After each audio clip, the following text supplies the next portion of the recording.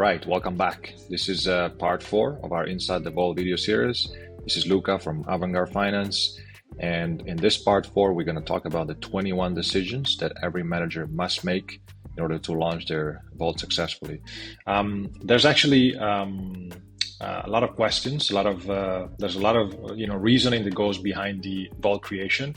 And instead of just showing you a demo of the platform and the steps to go through, I actually thought it was better to give you the reasoning behind it and the logics behind every single step and every single setting, so that you actually avoid some costly mistakes. You see here like the wizard with the different steps that go from the basics all the way down to the review and the eventual launch. And we're going to go step by step, and we're going to see like which decision need to be made for every single section, so that you actually understand all the implication behind it. Before we start, one very important thing: there are 3 types of settings. One that is green, that you will see throughout the presentation in green, which means it's always editable, no problems. You can change it later on. There's also permanent ones, which means that once they're set, they cannot be changed. So you better get it right, and you better understand what you are actually setting. And there's also semi-permanent ones, which means they can be changed at a later stage, but the change or the reconfiguration will take 7 days. And this is actually for a security reason, because these are important settings. So when they're changed, we want to make sure that depositors agree with the vault manager and their reconfiguration of the vault. So this, the reason why we have this 7-day cool down period. The basics, we start with the very simple ones. The first one being the vault name. Of course, you have to give your name of vault. You have vault a name. And so the question here is like, do you already have a powerful brand? Are you a financial entity? Are you a DAO? Do you have like an identity that you want to keep consistent with on Enzyme? Or maybe do you prefer just to be like pseudonymous, and so not easily recognizable? The second one is the denomination of your vault. This is actually a very important decision already, because this has lots of implication down the line. Let's see them one by one. First, we have to decide if you use a stablecoin, which is most of the vaults. You have to decide which ones you consider safer than others, more transparent, more auditable. So you might want to have USDC, but not USDT. You might want to have USD, or you might want to have a decentralized stablecoins like DAI. So you actually have to decide first, like which type of stablecoin, if you want to go for that. And then what's the easiest token for your depositor, like to onramp and to get them to actually deposit? What's the easiest them to buy from fiat money, from bank accounts? So what's the easiest path of adoption for your vault? That's actually an important question. Also, what's your performance? Benchmark? So are you measured against dollar, or are you measured against, do you need to generate alpha over Bitcoin, for example, over Ethereum even? Or maybe you're a DAO and you have your governance token mostly, and you want to outsource some of your treasury and see if that is actually outperforming the natural fluctuations or appreciation of your governance token. So you could actually denominate your vault into your governance token in order to see how it matches up, or how it performs against it.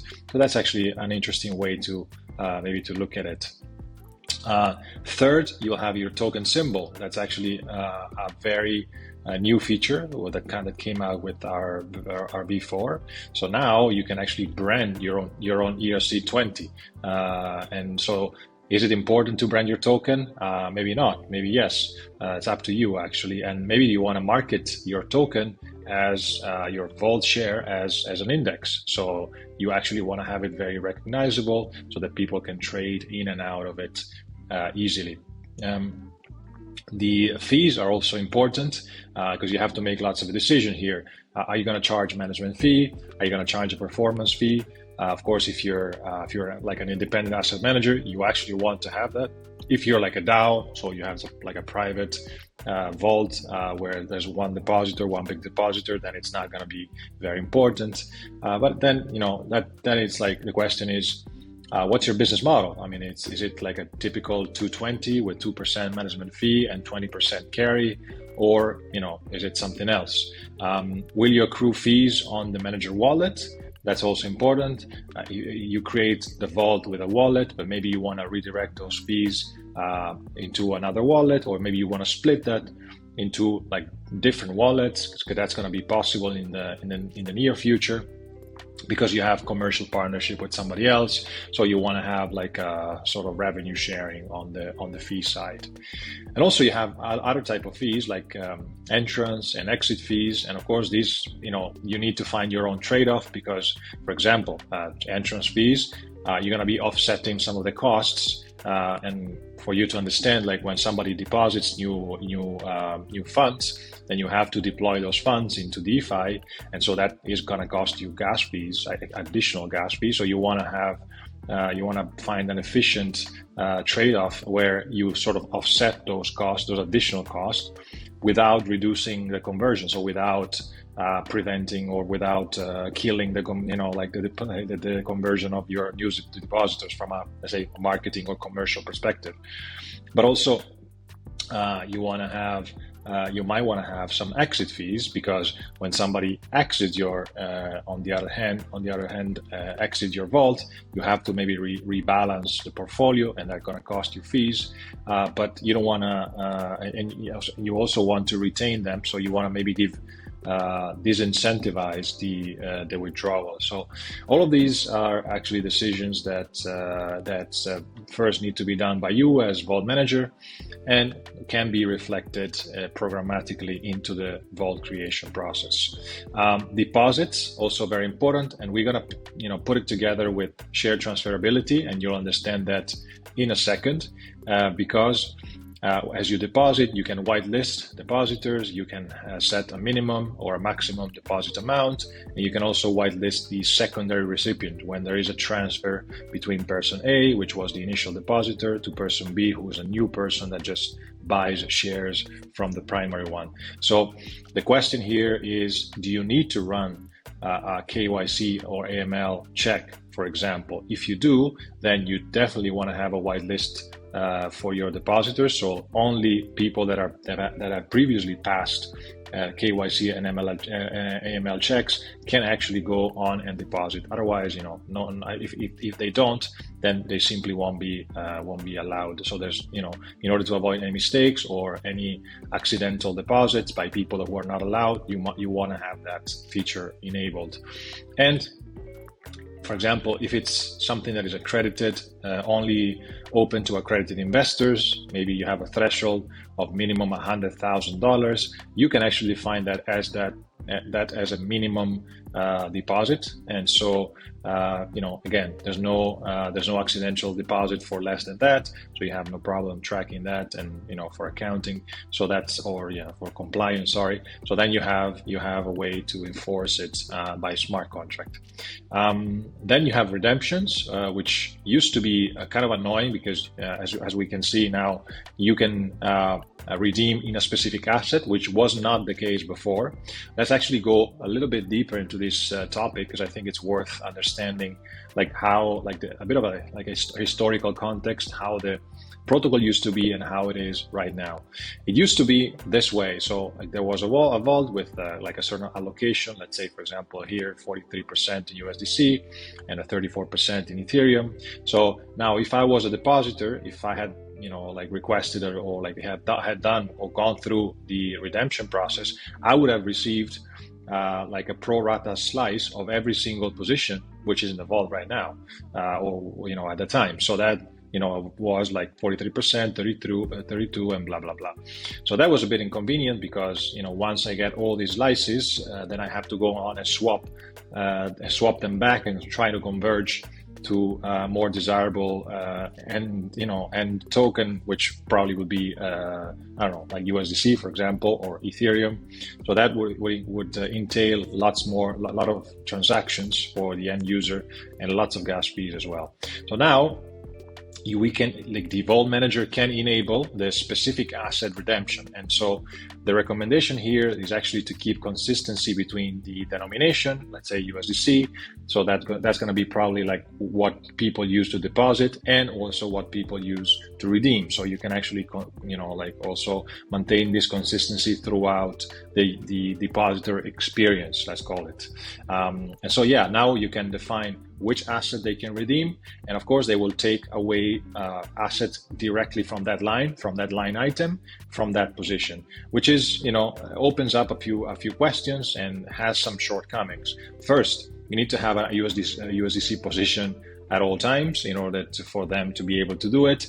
And the question is, like, how much do you keep? Because you're not sure how much they can withdraw at any given time, or they want to do. You need to keep a position which is unproductive, because the USDC alone won't give you much. Actually, it will just take a hit from inflation. And last but not least, you need to rebalance after someone redeems, because in the past it used to be like taking a slice of every position, so the overall allocation would stay the same. But now, since they take everything from one position, then the whole allocation is kind of messed up. So you need to really rebalance in order to get it back to where it was.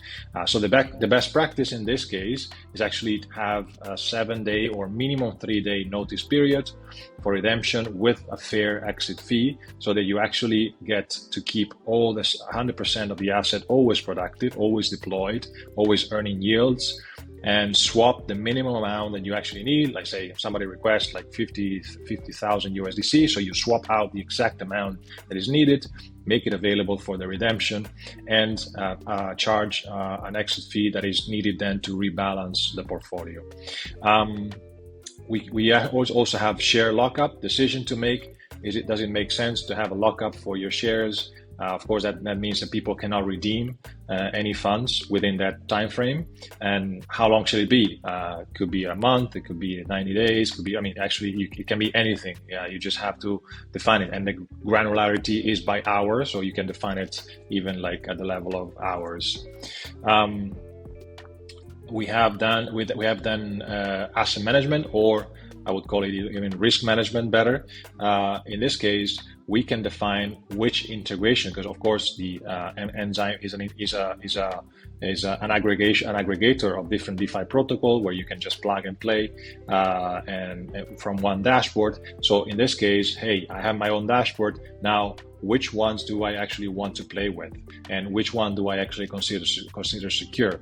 This is true for integrations as well as external positions. So I might say, yeah, I want to simply do lending on Aave, but I don't want to do any liquidity rewards on Convex and Curve, and I want to have Uniswap v3, but not borrow, for example, on Compound. So the question is, like, do you want to prevent the vault from interacting with certain protocols or certain position? Yes, no. Does it make sense? Is it even necessary? Maybe yes. And if so, which integrations or positions do you consider safer? All right, that's a question you have to answer yourself.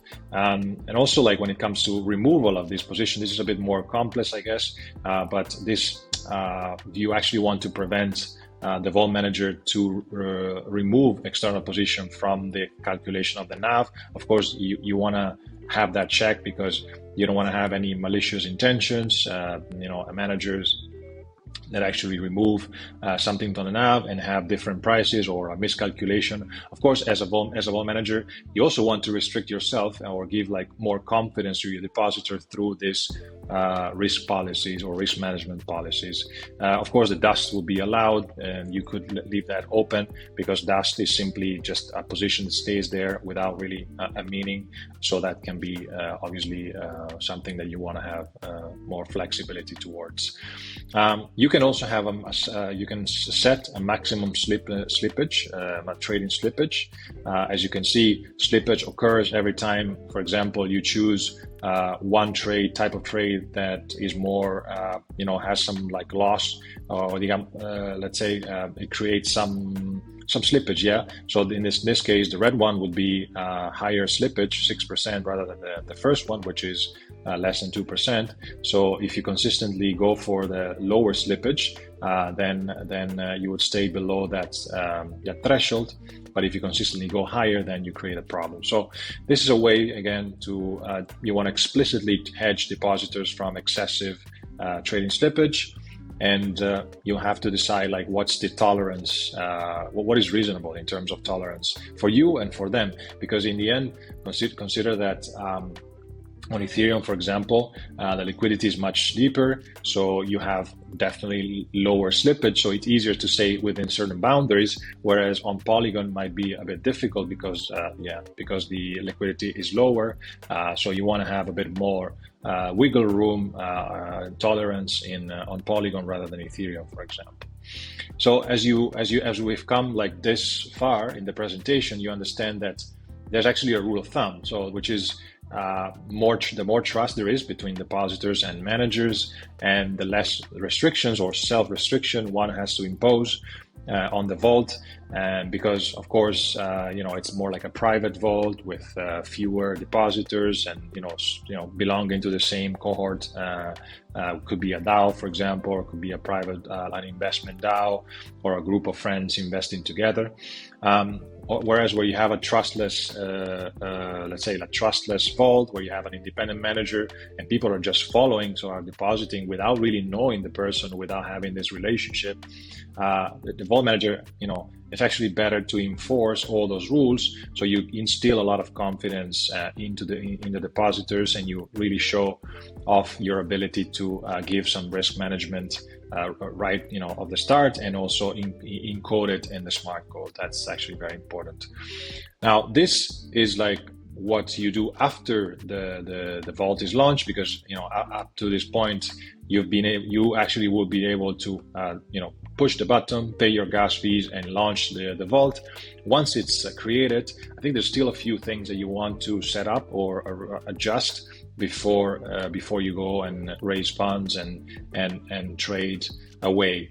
So this is, you do it by going into your settings in this button. And I think these are the four things that you might want to look at. These are more, of course, important, but more like drastic. I would say reconfiguration would trigger like a 7-day cooldown period. Change ownership is even more drastic, so I wouldn't really go into that one since you've just started. But I would certainly look into this for profile, asset management fee, and policies. And I would ask myself, hey, do I want to describe my vault strategy? Because I have a profile where I can like put a text, and do I want to introduce myself as a vault manager? That might be helpful to get somebody's attention. The depositors, they understand who you are and what your strategy is. You want to link your email, your Twitter, your website, so people can get in touch with you and really talk to you before they decide to deploy funds. Or do you maybe prefer just anonymity, which is fine too? There's a lot of those. So, it's really up to you to decide what posture to take. And delegate trading is important, because you actually can have the vault owner, which is one wallet, and you can delegate trading permission with certain guardrails, with certain rules and parameters. So that's actually very good, because you can supervise maybe somebody else, or maybe it's a multi-signature wallet in the case of a DAO, for example. And in that case, you might want to avoid the typical typical roadblock of having to have every transaction signed by a quorum of X number of people. You want to have more agile management with certain ground rules and certain parameters that have to stick to. So you might want to assign some trading delegations to one single wallet, which is much faster. And if you plan to assign it to one person, then you can give it to one, or it could actually be multiple, and they can all do the same things based on the same set of rules.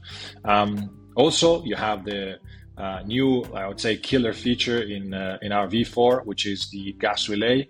This is actually very important, and it's an important decision, and it's most important to understand what the implication is. So let's say we have two scenarios: you self-fund all the trading, especially very relevant on Ethereum, versus you use this gas relayer. So what this gas relayer does is actually using the Ethereum position instead of like taking funds from your wallet, external wallet, manager wallet, is actually like using the vault, the Ethereum in the vault to pay for gas fees for every transaction. So the experience will be that when you go and try to make a swap or make a trade or whichever transaction, it would trigger actually the gas relayer, which is enable at this stage, which has been topped up by at least 0.5 Ethereum in your vault. And once it's done and enabled, then it actually goes on and pays for this, for example, for this transaction. So when you submit this transaction, it's not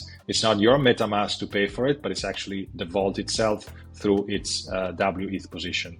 By no means should you consider this as a gasless transaction for the manager, because it's true that you don't have to pay for yourself out of your own pocket, but it's still it's a costly transaction as well, and simply the cost goes into another pocket, which is the pocket of everybody in the vault.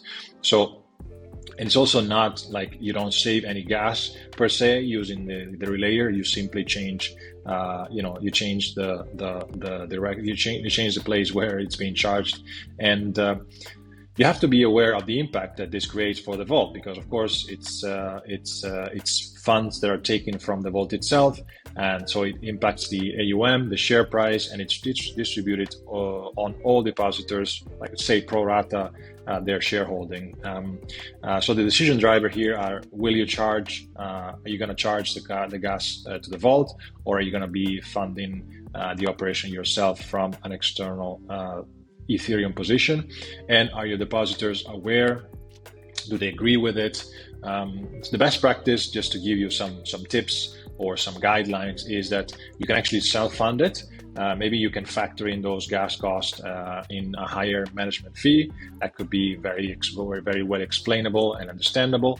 But you can also communicate that openly and relay those gas fees to the vault. And it's actually very understandable as well, because if somebody were to do the same transaction on their own, they would have to pay for like the full gas fees. Whereas if they do it through the vault, they distribute it evenly, or they distribute it, let's say, pro rata within the vault. So they have this benefit of the economy of scale, and therefore they only pay a share of that transaction instead of having to pay for the full cost.